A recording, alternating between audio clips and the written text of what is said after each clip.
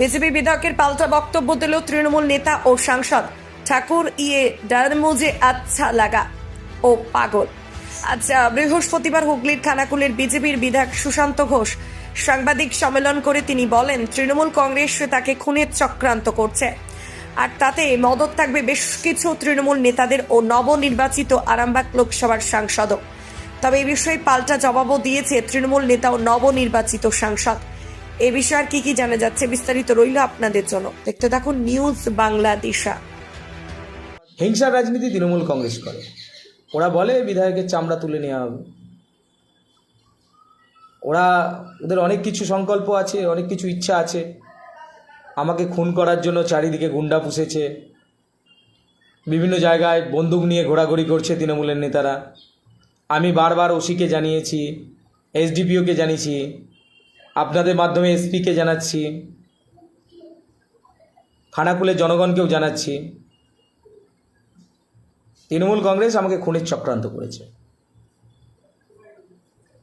যদি আমার ওপর কোনো ধরনের ঘটনা ঘটে, খারাপ ঘটনা ঘটে, তার জন্য তথাকথিত তৃণমূল কংগ্রেসের নেতা নন্দবী মণ্ডল, তথাকথিত তৃণমূলের নেতা বর্তমান সময়ে তৃণমূল কংগ্রেসের রমেন প্রামাণিক, তৃণমূল কংগ্রেসের এখানকার যিনি এখন বর্তমান এমপি হয়েছেন উনি, আরও কিছু নেতা আছেন যারা জড়িত থাকবে।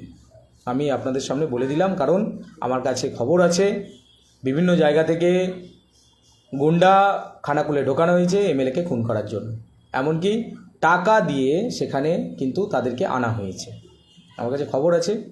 তো আমি খানাকুলবাসীকে জানিয়ে রাখলাম, সারা পশ্চিমবঙ্গবাসীকে জানিয়ে রাখলাম, নিশ্চয়ই সরকার ব্যবস্থা নেবেন, প্রশাসন ব্যবস্থা নেবেন। আর যদি প্রশাসন না নেয়, তার জন্য যদি কোনো ঘটনা ঘটে, তার দায় সম্পূর্ণরূপে এখানকার প্রশাসন। হাসি পাচ্ছে, হাস্যস্কর প্রশ্ন, যদিও অবান্তর প্রশ্নের উত্তর দেওয়ার কোনো মানেই হয় না। বিশেষ করে ওনাদের প্রশ্ন মানে উত্তর নিয়েও মনে হচ্ছে, আর উত্তর দেওয়া না দিলেই বোধহয় ভালো। তবু যখন আপনি বললেন, তার কারণ শুধু আরামবাগ লোকসভা কেন্দ্র না, ভারতবর্ষ তামাম ভারতবর্ষ দেখেছি মিতালিবাগের ওপরে কীভাবে আক্রমণ, কীভাবে ভাঙচুর। যখন আমি প্রচারে গিয়েছিলাম, প্রচার কার্যকে স্তব্ধ করে দেওয়ার জন্য বা আমাকে স্তব্ধ করে বসিয়ে রাখার জন্য যেভাবে নির্যাতন শিকার আমি সমগ্র ভারতবর্ষের মানুষ দেখেছি। আমার গাড়ি কীভাবে ভাঙচুর করা হয়েছে সেটা দেখে আপনারাও মাস মিডিয়া প্রথমে তুলে ধরেছিলেন কীভাবে অত্যাচারটা চালিয়েছে। তো সেদিন কীভাবে ফিরে এসেছি আপনারা সকলেই জানেন। আমার গাড়ি এখনও বাস করতে পারিনি, কারণ কে বা কারা খুনের চক্রান্ত করছিল এটা তো পরিষ্কার। যেখানে আমি এখনও গাড়ি বার করেই আনতে পারিনি, যেভাবে আমার গাড়ির উপরে অত্যাচার চলেছে আমার উপরে প্রথম দিন থেকেই, যাতে আমি প্রচার কার্য বন্ধ করে দিই, যেভাবে আক্রমণ শুরু হয়েছিল আমার উপর। তারপরে মাটি শুরু গেছে, এখন পাগলের অনেক রকম প্রলাপ বলবে। এই পাগলদের প্রশ্নের উত্তর দেওয়ার তো কোনো মানেই নেই। অভিযোগটা কেন করছে? স্যার পাগল ভালো বলতে পারবে, পাগলটা ভালো বলতে পারবে।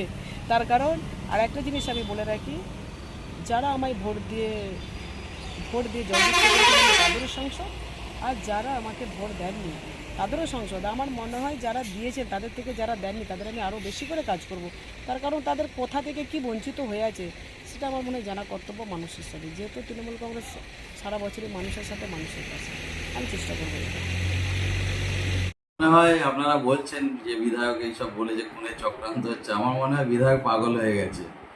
আর কিছুদিন আগে বলছিল আমি বাচ্চা ছেলে, আবার আমি তাকে খুন করব। আমি তো ওকে হতে দেখলাম।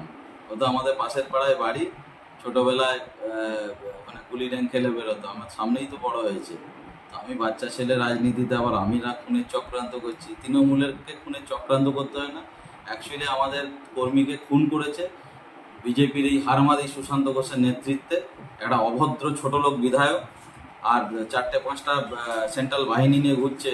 তো বলুক না সেন্ট্রাল বাহিনীকে, এত ইন্টেলিজেন্ট আছে ওদের কাছে, এত সিবিআই ইডি আছে, তাদের রিপোর্ট নেই যে তাকে খুন করা হচ্ছে? তাহলে আরও একদম Z+ সিকিউরিটির ব্যবস্থা করে দিক না। তো আমাদের কাউকে খুন করার দরকার না। আমরা প্রথমেই বলেছি আমরা বদলা নয় বদল চাই, আমরা বদলে বিশ্বাসী। আমাদের কর্মী খুন হয়েছে, আন্দোলনের ঝড় কালকে দেখে ভয় পেয়ে গেছে। ये डर मुझे अच्छा लगा ठाकुर, ये डर मुझे अच्छा लगा। বিজেপি বিধায়ক ভয় পেয়েছে, কারণ দুর্নীতি এত করেছে, আর সেই কারণে ও ভয় পেয়ে গেছে। এদের বিভিন্ন গোষ্ঠী আছে, কালীপদর সাথে ওর গোষ্ঠী, ওর সাথে জেলা সভাপতির গোষ্ঠী। উনি এখন জেলা সভাপতি হওয়ার দৌড়ে আছেন, তাই মিডিয়ার লাইভ লাইনে আসার জন্য, মানে প্রচারের আলোয় আসার জন্য, যে তৃণমূলকে বলে আমি প্রচারের আলো আসতে পারবো। কারণ তৃণমূলের কালকে শুধু তো ট্রেলার দেখিয়েছি, আন্দোলন যখন করবো, কারণ আপনি তো বলেছিলেন যে স্ট্রোকে মারা গেছে, পোস্টমর্টম রিপোর্টটা দেখুন। আর দেখবেনই কি করে, আপনি তো জাল সার্টিফিকেটের বিধায়ক, আপনার তো মাধ্যমিক পাস না, আপনি তো ক্লাস 5-6 অব্দি পড়ে আপনি বলছেন যে আমি মাধ্যমিক পাস। তো জাল সার্টিফিকেটের বিধায়ক কি বললো না বললো যায় আসে যায় না। আর পাগল ছাগলরা যখন খুশি যা তা বলে, তাতে আমাদেরকে কিছু যায় আসে যায় না। আর এর বিষয়ে বেশি কিছু বলতে চাই। মালতী মাতা হাইস্কিং মিল আপনাদের জন্য নিয়ে এসেছে সম্পূর্ণ ঘরোয়া পদ্ধতিতে চাতালে শুকিয়ে তৈরি কৃষ্ণভোগ মিনিকেট, ডহর, বাঁশকাঠি, মহারাজা জিরাকাঠি ও দুধেশ্বরীর মতো উন্নত কোয়ালিটির চাল। মালতী মাতা হাইস্কিং মিলে প্রোপাইটার পবন নন্দী ও জীবন নন্দী। ঠিকানা সুপারা, চাদুর, আরামবাগ, হুগলি। যোগাযোগ নম্বর 7432074210 অথবা 8972452835। আরামবাগ মতিলাল টেলিশপ ও স্যামসাং সার্ভিস সেন্টার, অনলাইন বা যে কোনো দোকানের থেকে সস্তা। আপনাদের সকলের প্রিয় মতিলাল মোবাইল, তাই আজই আসুন। পুরানো মোবাইল সারানোর চেয়ে বেশি দামে এক্সচেঞ্জ, 0% ইন্টারেস্টে, 0 ডাউন পেমেন্ট, 0 কস্টে মোবাইল ফাইন্যান্সের সুবিধা।